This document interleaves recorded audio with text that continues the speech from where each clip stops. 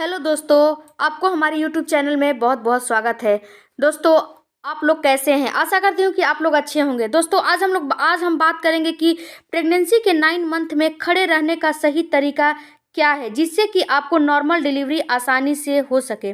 देखिए दोस्तों, आप ये बोलेंगे कि खड़े रहना, उठने बैठने, जी हाँ दोस्तों, ये भी काफ़ी मैटर करता है आपके नॉर्मल डिलीवरी होने में। लास्ट के मंथ में आपको किस तरह से उठना बैठना और खड़ा रहना है, जिससे कि आपकी नॉर्मल डिलीवरी आसानी से हो जाए।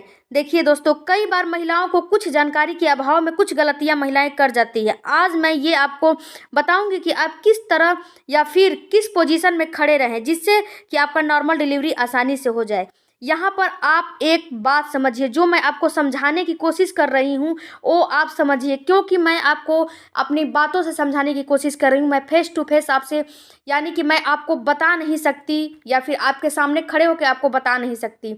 तो आप मेरी बातों को समझने की कोशिश कीजिए कि मैं आपको क्या समझाने की कोशिश कर रही हूँ। नॉर्मल डिलीवरी के लिए आपके शिशु का सिर नीचे होना चाहिए, जिसे हम हेड डाउन कहते हैं।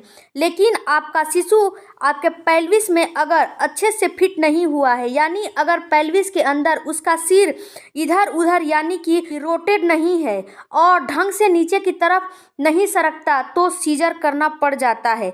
तो आप अपनी पोस्चर का ध्यान दीजिए लास्ट के 9 मंथ में।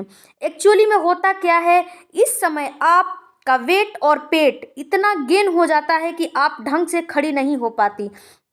मेरी बातों को आप ध्यान से समझने की कोशिश कीजिए। नॉर्मली जब आप खड़ी होती हैं तो आप अपने पैरों को सीधा ना करके ऐसे टेढ़ा मतलब तिरछा करके खड़ी होती हैं और पेट आगे की तरफ निकाल के खड़ी होती है, यानी कि टमी आप अपने आगे की तरफ निकाल के खड़ी होती हैं। तो आपको ऐसे नहीं खड़ा होना है। आपको खड़ा कैसे होना है, तो देखिए मित्रों, आपको सीधा होकर और अपने पैरों के पंजों को पैरेलल रखकर, यानी तिरछा नहीं पंजों को करना है, सीधा रखना है। तब इसके बाद आप खड़ी होंगी, जैसे कि ये आपको मैंने फोटो में बताया है। एक थोड़ा सा तिरछा खड़ी हुई है लेडी और एक थोड़ा सा सीधा खड़ी हुई है। तो इसको आप ध्यान से देखिए। इससे होता क्या है कि शिशु आपके पेल्विस के अंदर अच्छे से एंटर करेगा। दूसरी बात आप ध्यान दीजिए कि अब आप खड़ी हो तो आपका हिप और एंकर मतलब एंकल जो एक ही पोजीशन में हो, जो आपका हिप है वो मतलब सेम पोजीशन में हो। इधर उधर मतलब इधर से लटकना, इधर से मतलब झुक जाना, ऐसे नहीं आपको खड़ा होना है।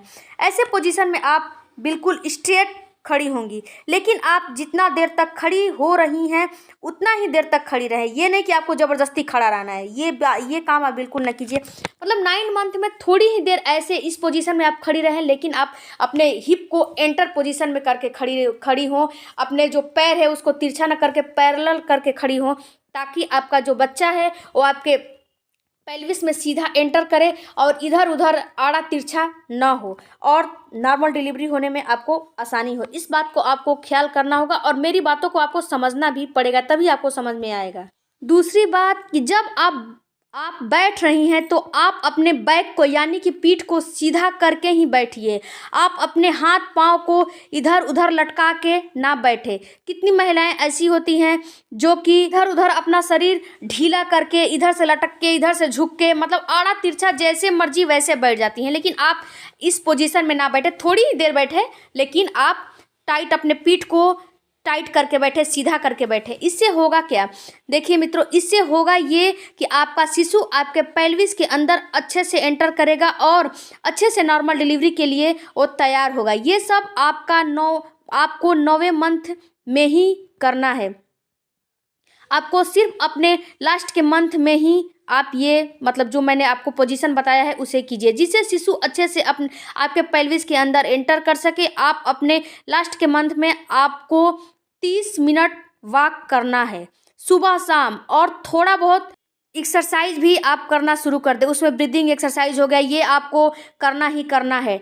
इससे क्या होगा, इससे आपको डेफिनेटली आपका शिशु सही पोजीशन में आएगा और नॉर्मल डिलीवरी की प्रोसेस आपके लिए आसान हो जाएगी। जब आपका शिशु आपके पेल्विस एरिया में सही जगह अपना सिर और सीधा सिर करके एंटर करेगा, तभी आपके बच्चेदानी पर जोर डालेगा अपने सिर से और बच्चेदानी जल्दी खुलेगी और नॉर्मल डिलीवरी अच्छे से होगी, वरना आपका नॉर्मल डिलीवरी नहीं होगा। तो मित्रों, ये हमारा वीडियो आपको कैसा लगा? अगर मेरे बातों को आपको समझ में आया होगा तो ज़रूर समझिए और कमेंट करके बताइए। और मेरा वीडियो अच्छा लगे तो मेरे वीडियो को सब्सक्राइब करके जाना और कमेंट बॉक्स में कमेंट कर देना। तब तक मिलते हैं। धन्यवाद। Thank you for watching.